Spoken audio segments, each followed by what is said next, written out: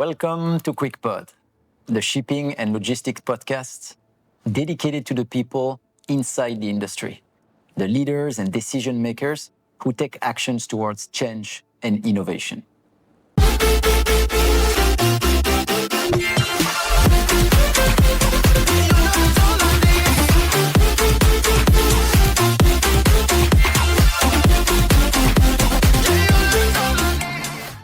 Hello, everyone. Hello, Chris. Hi, Ramon. Very nice to have you today for our new episode of Qwiik Pod. Good to be here. Thank you. Chris, it's really an honor to have you because you're a sort of legend in the industry. But some people still might not know you, which is a big mistake. And I would love for you to maybe give us a little introduction of yourself and of your background. Thank you. This is 26 years in the industry, in the shipping industry so far. I was lucky enough to be brought up in a very international upbringing, living in many different countries, mainly in Asia, during my childhood.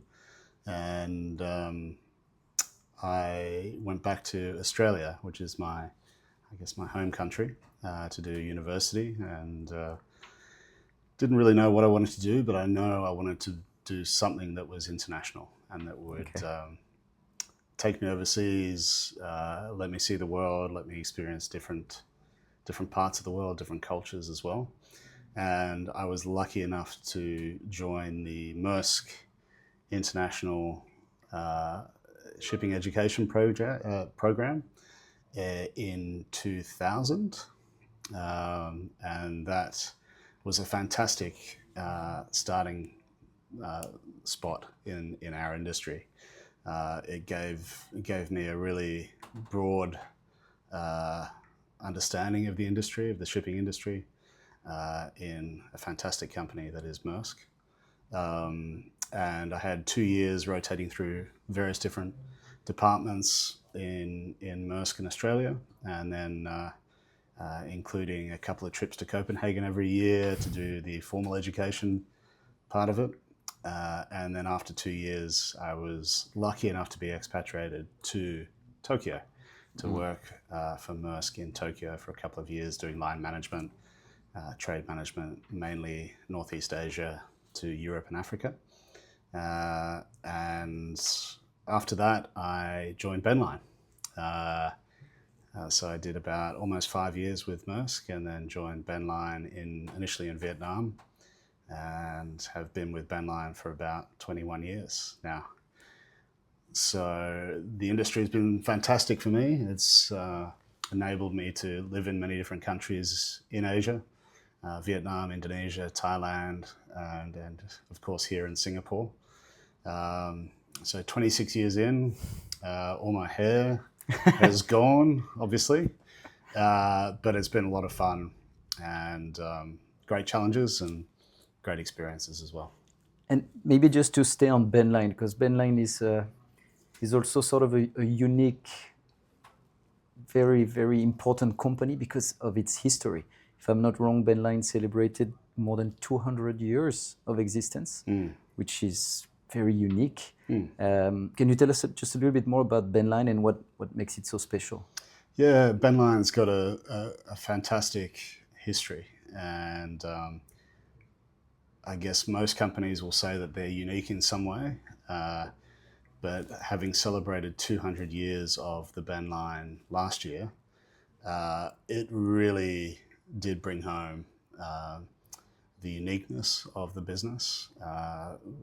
The Benline was started 1825 in Edinburgh, in Scotland, when two brothers from the Thompson family started a shipping business, and mainly moving marble out of northern Italy, bringing it into Edinburgh to build the new town there. And that developed into a shipping company. The first ships that they sent into Asia were in 1859.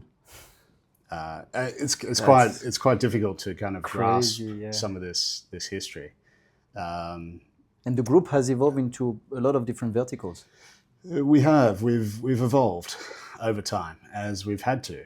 And I remember our chairman at one of our 200th anniversary events last year, our chairman, our former chairman, William Thompson, mentioning that our great strength is being able to change over 200 years and to evolve. And so through being ship owners and operators, more recently as agents and as logistics providers. So the business continues to evolve. I guess the very unique nature of the business is that it is still owned by the same family, by the Thompson family. So through 6 or 7 generations now. We've always been independent, privately owned the whole time. And so you've got this great history, but also a really exciting future for us as well in Asia Pacific. So, because I was about to ask you, with such a long legacy and experience, how does Benline do to stay relevant? But you kind of started to anticipate my question with that idea of change and adaptation. Probably one thing that stays as a common pillar is the customer, right? It's at the heart of this business. Anything you would say that Benline does specifically from your view that makes it so strong with that customer connection? Yeah, I think relationships are and will continue to be a really important part of our industry. And the network that we have, our own people, are incredibly important to that. We're a service business. So the people within our teams that provide that service on the ground, provide the knowledge on the ground, understand how the industry moves, is absolutely key. And yes, you have to continue to develop those relationships and the trust that you have with customers. But it's our people that make the difference, actually. Good to hear. So you are, let's say, quite famous to keep your people on a long-term basis, which is not always the case in the industry. Yeah, I mean, we do. And it's this balance of keeping our people, of looking after the people, providing the right kind of opportunities for them to provide for their families, to provide a good living for them in an environment that's a positive one and that they can grow in. And you've got to balance that against the company continuing to change and evolve as well. Makes sense. So that's a challenge from a leadership point of view. And you're constantly trying to get the right balance to that. All right, thank you, Chris. I would love to now just get into a little bit more of the digital part of that journey and that constant change. We know that it's always extremely strategic to be able to adapt to new technologies and new solutions regularly. I would say probably for Benline, how do you find the right approach, knowing that you have such a diverse location in terms of activities? You're in so many countries with very different requirements. How do you try to tackle that standardization and digital journey while dealing with so specific, localized challenges? Yeah, I think it's a very good question. It's a very relevant question nowadays. There's no doubt that we're seeing an extraordinary rate of growth and development with digitalization, the use of technology within our industry, and that's a huge opportunity actually to work on different channels into the market. And it's that concept of having different channels into the market that is really important for us, is that we get that right balance to things. The face-to-face relationships that we have with our people and then customers, and being able to respond quickly to those customers is important. But providing digital channels as well is an expectation that's increasingly in the market. And as you say, we operate across 18 different countries, very different cultures, very different levels of technology. If you look at a country like Cambodia or Myanmar versus a Japan or US Or for that Singapore. matter, or Singapore for that matter. I mean, completely different approaches that is required. So it's this concept of having and developing the right channels into the market that suit the local market as well. So it's like, if I try to, it's almost equipping your team with the right tools so that Correct. locally they can perform Yeah. and shine with their skills. Yeah, so one of our key strategic goals as a company is to have our people supported by the right technology, right? Sense. So we don't necessarily put, it may seem like semantics a little bit, but the wording of that is very important for us, is that we put the people first, but we have the technology there to support them. We don't put the technology first and then have people somewhere else. It's a really important point for us. And in different markets require different solutions in different ways into the market as well. But you'd be surprised with some markets in terms of their level or their expectations around digitalization as well. A place like Indonesia I've seen it change firsthand very, very quickly. Actually, in the post-COVID years, digitalization has absolutely skyrocketed, and local expectations have changed significantly. So you have to keep up with that. You have to be able to stay ahead of that a little bit. But having our people supported by the right types of technologies is really important to be able to provide the right levels of service in the market. And with all that requirements, what would you say is the biggest challenge when it comes to that change management? Is it more on the people side or on the tech side? Yeah, it's definitely on the people side. Tech, there are specific solutions there. And yeah, the challenges of managing change, the vast majority of those challenges are around dealing with the people. And it's our internal people that we have to obviously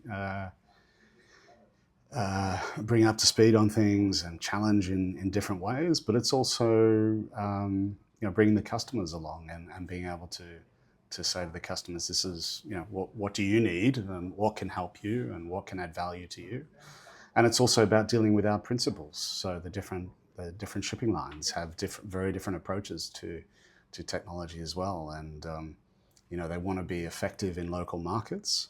And as their agents or as their partners, we have to provide solutions to that. We have to provide value to them to say this is the best way or these are the right channels that we can develop for you locally. All right. I would love to ask you a question which I know is sometimes a bit sensitive in the industry, but it's a very, very real part of doing business in logistics and shipping particularly.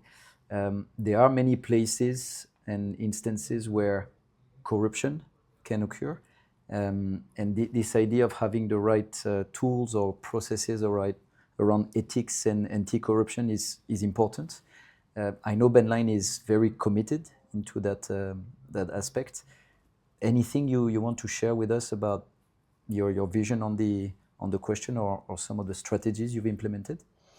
Yeah, look, I think it is a big issue within the industry, and we've been very active within bodies like the Maritime Anti-Corruption Network, MACN, since its inception, which provides an industry association where you can talk about and deal with some of these compliance issues in the industry.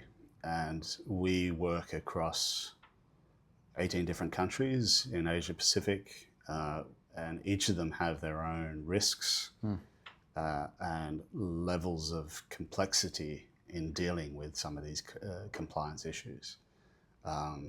We're absolutely committed to our policies, but we do operate in some high-risk locations where the approach to corruption, anti-bribery may not be quite as developed and as sophisticated as some other countries. And I think we've implemented a lot of internal controls to try and deal with that, to raise awareness within our teams, to ensure that they have the right approach, that we discuss things internally when things do come up, because they do come up in our business. And at the same time, technology and digitalization provides a way to improve some of those internal controls and efficiencies as well.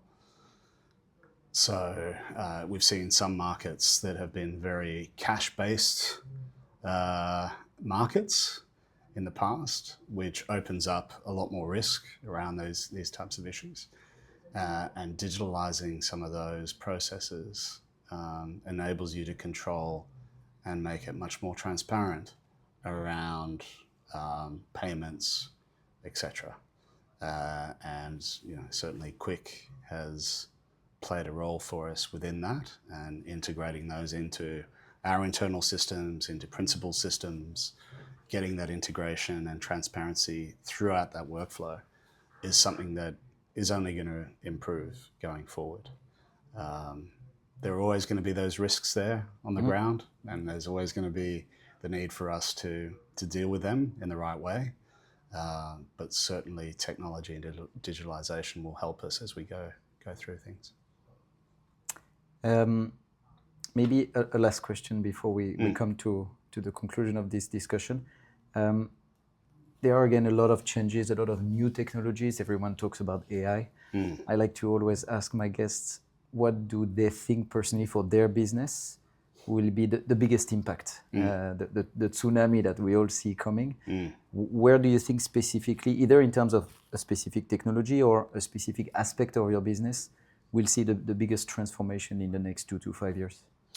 Yeah, it's look, another hot topic. So much noise around AI now. It's at risk of being too much noise, I think. Whereas I think the challenge always is to bring that back to what is really what is reality right now, and how do you implement it, or how do you get it to work for you, right, in the right way. And without the right data, right, and without the right workflows and process,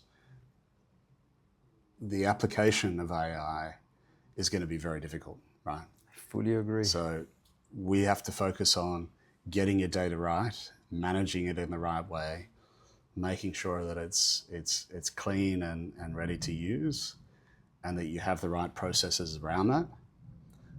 Once you have that, then AI can make a real difference in terms of workflows, no doubt. I agree. And the output could be everywhere, basically. Yes. And again, going back to that, different channels of being able to provide a service, you need to have some flexibility around that.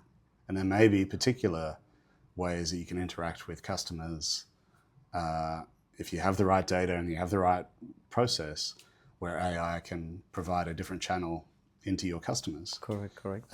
But you also need to have quite a flexible approach to that, I think, as well, depending on who the customers are, what their expectations are, and what kind of value you can really add to it. So back to the DNA of Benline. Yes, yeah, and getting that right balance. You've got to be able to do that. If you go too far one way or too far another way of ignoring it, then that's not the answer either. So an awful lot of noise around AI. No doubt it's going to play a big role going forward. Our focus is on getting the basics right so that we can really use it in the right way going forward. Sounds like a wise position. Maybe Chris, just a last one for everyone to know. What would you say to the new generation? I know you have children, slightly older than mine, but let's say coming to the employment market possibly pretty soon. With all those changes, with what you shared about your personal experience and the very exciting industry we're in, would you recommend your own children to join the logistics industry? Yeah, I would. I mean, I think it's been very good to me. It's provided me with a heap of opportunities. It's an international industry, and you're dealing with many, many different people and different cultures, which I really enjoy. My son's 15. I think the most important thing for him is being able to deal with people and being able to make those connections, and across different cultures. I think that is a skill that will stand the test of time, despite technology, AI, all these kind of things. If you can deal with people, you can make connections with people and do that across different cultures and countries. I think that's a huge skill that will hold you in very good stead. So that would be my advice to him, is to get out, see the world, deal with different people, and build those skills. And your daughter can do something more fun. Yeah, she'll do something more fun, I'm sure. And she'll do what she wants to do at the end of the day. All right, thank you so much, Chris. It was a pleasure to have you today. Yeah, thank you. We'll talk to you soon. Thank you.